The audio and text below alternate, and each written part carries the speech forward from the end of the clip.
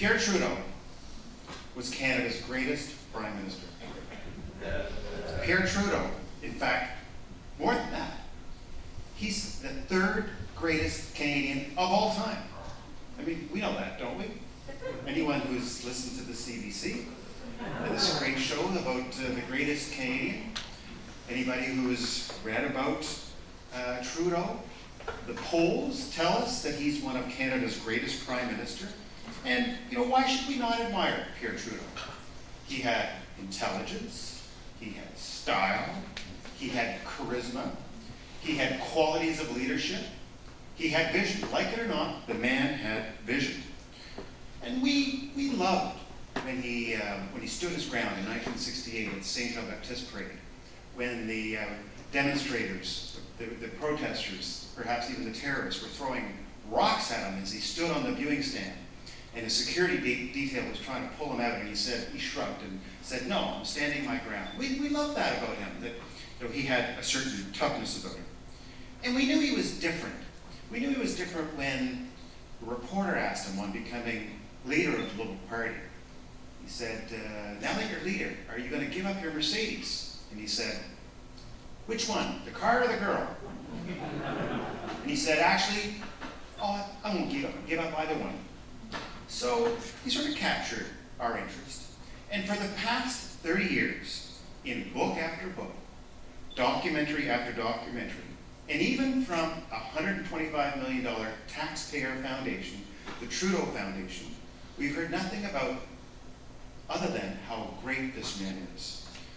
But most of what we've heard has come from people of like-minded persuasion, or even more startling, people of his choosing. But what we've really heard is about the man, not about the record. Certainly, style is not as important as results. Who he was as a man is not as important as what he did. But nowhere has the full sweep of the Trudeau record been put to the test, based on a review of the evidence until now. My conclusion is that the man did not measure up to the myth. Now, to be fair to Trudeau, he did some good. Not everything can be criticized. I mean, by that measure, you could say since 1967, the Toronto Maple Leafs have had the occasional good season. But even the Toronto Maple Leafs never had a coach that lasted more than 3 years. With Pierre Trudeau, we had him as Prime Minister for 15 and a half years. So, yes, he is a man not without accomplishments. Now, you might not agree with me when I list what I think are his accomplishments, but in one sense, he did implement Lester Pearson's policy of official bilingualism.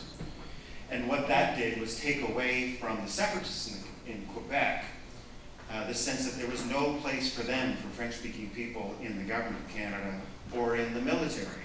Now, official bilingualism was implemented rather awkwardly.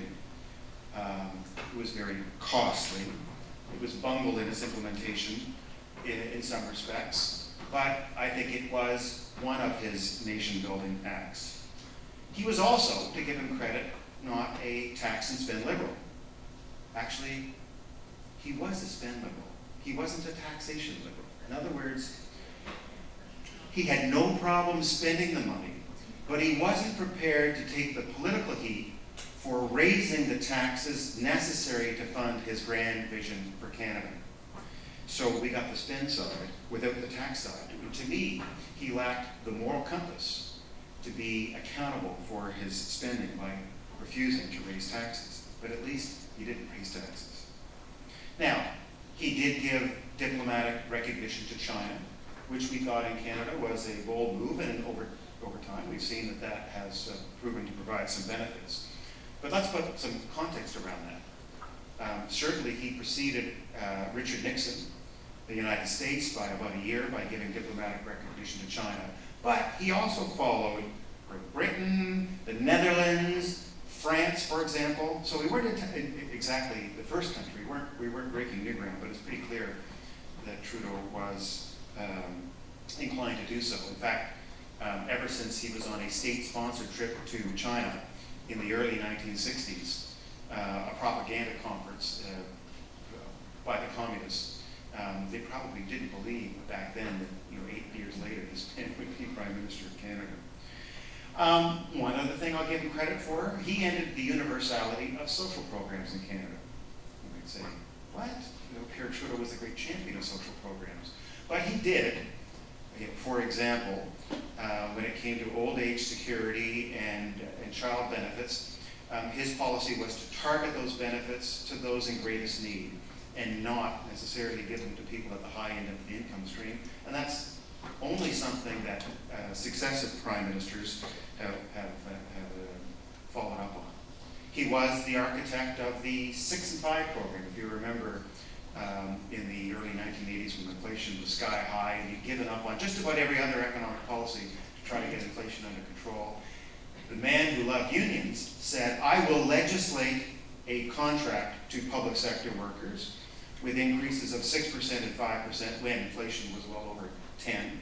And if they don't like it, I'll legislate them back to work. So, he was in office long enough to both implement disastrous, destructive policies and then had enough time in office to try to repair some of them. The 65 was one of them. He also rolled back some of his reforms to unemployment insurance, which probably ranked among the greatest policy disasters in Canadian history, essentially allowing for people to work 8 weeks out of the year and collect unemployment insurance for the rest of the year. And he started to roll back some of his interventions on foreign direct investment. He actually called the Royal Commission, the Macdonald Royal Commission, that led to the recommendation for a free trade agreement with the United States. So the father of free trade in Canada is Pierre Trudeau. Of course, after it was implemented by Brian Mulroney, he called it a monstrous swindle. But he didn't know that the Macdonald Commission was going to recommend free trade at that time. He implemented, don't worry, I'm going to run out of Pierre Trudeau's minor points pretty soon, but I'm going through the list. I want you to know that this book, as Fred said, is not a pure polemic. I give credit where credit is due. He implemented the Access to Information Act, which was a great door-opening transparency of the government of Canada. For those who want to know what their government is doing, the Access to Information Act is quite a powerful tool. Of course, he did that in his last year in office. So over his 15 and a half years, he was never himself subjected to the Access to Information Act. Now, you might say, well, at least he did it. But remember this. They've had an Access to Information Act in the United States since 1966. We didn't get it in Canada until 1984. But enough of the positive points about Pierre Trudeau. What I'm really here to talk to you tonight is about the myths of Pierre Trudeau, the ones that we've been subjected to for the last 30 years by his friends, family members, and the CBC. Now, the first thing they say, they don't really tout Pierre Trudeau's economic record as great success, but they say the Canadian economy held its own under Pierre Trudeau. No better, no worse. We had an oil crisis, we had high inflation around the world. Canada was in the same category as other nations. So if we did as well as other nations, why was it that the Canadian dollar fell 19% relative to the American dollar under Trudeau? Why did it fall 47% against the Japanese yen, 68% against the German mark, if we were not falling behind? Why was it that the misery index, that's the index that combines unemployment and inflation together, the misery index, why was it higher in Canada than the United States for 13 of the 15 years that Trudeau was in office? How was it that Canada went from having the best debt to GDP ratio in the G7 in 1968 when Trudeau came to power to the worst in 1984 if we were not falling behind? How was it that unemployment in 1968 was 4.5%? And then with Trudeau in power, in supposedly good times and bad, unemployment did nothing but rise, certainly for the last decade. Rise from 4.5% to 11.2%. Why was it almost 4 percentage points above the Americans? This myth about Canada holding its own doesn't hold up to the facts and to the evidence that Canada really fell behind. Now they say, okay, maybe the economy, really wasn't his thing. He was interested in other aspects of governance and nation building. My research has showed that there is no prime minister, including the present prime minister, who spent more time studying the economy and matters of state than Pierre Trudeau. He declared in his 20s that statesmanship was going to be his craft. He spent all his formative years into his 20s and 30s pontificating about the role of the state. He had a clearer vision of where he wanted to take the country than just about any other leader in Canadian history. He came forward with a vision for a just society. Well, what was the just society, if nothing more than socialism in disguise? It was an economic manifesto.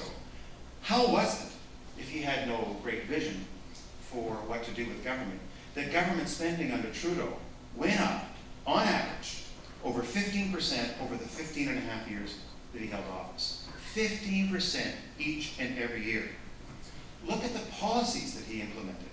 I mean, the economy didn't weaken just on its own. I mean, if there was a shock to the worldwide economy, it was because of rising oil prices. Canada was a net exporter of oil. That would have accrued to our benefit, not to our detriment. But what did he do? Why did the Canadian economy suffer under Trudeau? Well, I mentioned one, which is unemployment insurance. It used to be, when you were in transition from one job to the next, you could collect unemployment insurance. You could collect it for a short period of time. He went to a system which is, if you worked 8 weeks of the year, you were entitled to a year of benefits. The benefits went up by 66% under Pierre Trudeau. Is it any wonder that unemployment in Newfoundland went from 6% a year to over 20% a year by the time that Pierre Trudeau left office? It's because he converted many part-time and seasonal jobs effectively into year-round income with unemployment insurance. Remember wage and price controls, the damage they did to the economy, implemented by Trudeau after he promised in the 1974 election and not to implement them, and ridiculed Bob Stanfield for his promise.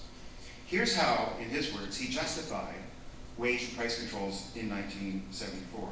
It is a massive intervention into the decision-making power of the economic groups, and it's telling Canadians we haven't been able to make it work, the free enterprise system. We haven't been able to make the free enterprise system work. So what did we get? We got the national